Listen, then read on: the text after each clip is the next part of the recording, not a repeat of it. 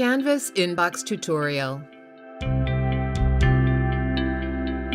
Canvas provides you with an inbox where you can receive and send messages to your professors and classmates.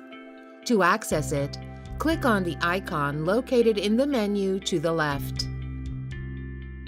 To write a new message, click on the icon that shows a square and a pencil. A new window will pop up for you to select the course that the person you want to message belongs to. You must complete the rest of the required fields.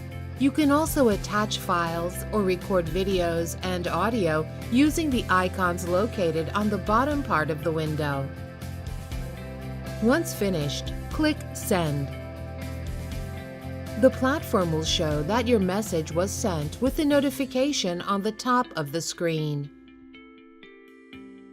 Messages received will appear on the left side of the screen. Click on each one to open them.